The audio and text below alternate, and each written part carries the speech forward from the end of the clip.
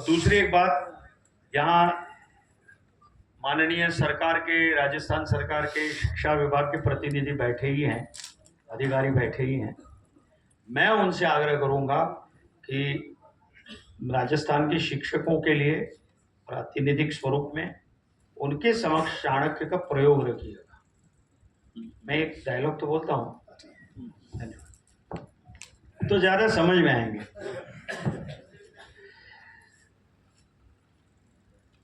देखिए, आज हमें सब जगह निष्ठा यानी समर्पण यानी डिवोशन का अभाव नजर आता है।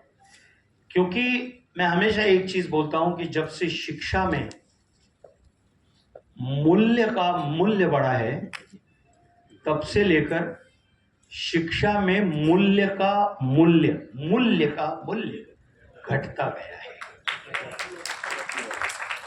क्योंकि जब तक हम मूल्यों की शिक्षा नहीं देंगे, वो व्यक्तित्व जो है वो केवल सतह लेवल पर रहेगा, वो इस दलदल में कहीं पर भी टिक कर नहीं रहेगा। इसलिए निष्ठा का अभाव हर क्षेत्र में है।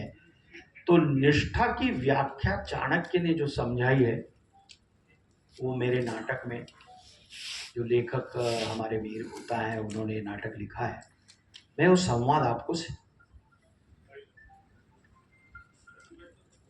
निष्ठा की ऐसी संकीर्ण व्याख्या आपसे अपेक्षित नहीं थी महात्मा, आपसे अपेक्षित नहीं थी। ये पृथ्वी पर नाशवंत मात्र नाम रूप आकृतियां, ये निष्ठा के पात्र नहीं होते कदापि। निष्ठा के पात्र होते हैं केवल और केवल जन समुदाय।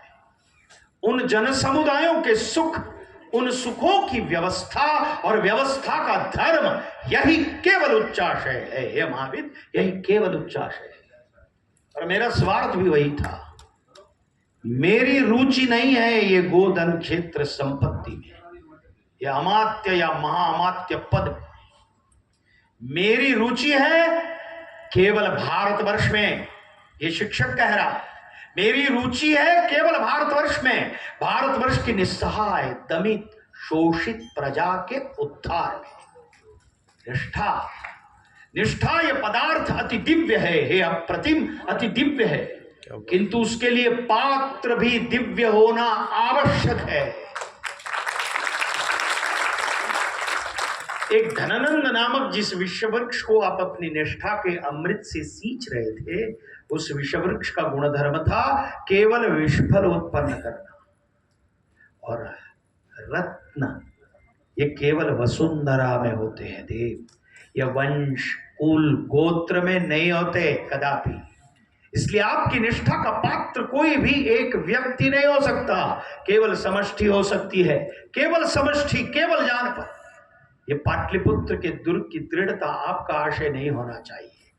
समग्र भारतवर्ष की अखंडितता ही आपका आशय होना चाहिए। और इसीलिए धनानंद की मृत्यु के पश्चात मेरी प्रतिज्ञा पूर्ण नहीं हुई है, ना ही होगी। और मेरी प्रतिज्ञा पूर्ण होगी ये भारतवर्ष अखंडित होने के पश्चात मात्र।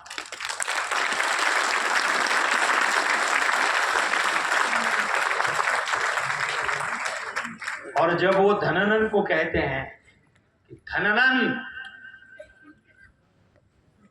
निर्माण और प्रलय ये दोनों शिक्षक की गोद में खेलते हैं।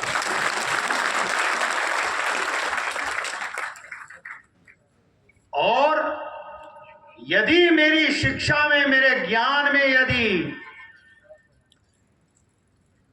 वो ताकत होगी, तो तुम जैसे नराधमों का निकंदन करने वाले राजाओं का निर्माण करेगा मेरा ज्ञान, मेरी शिक्षा।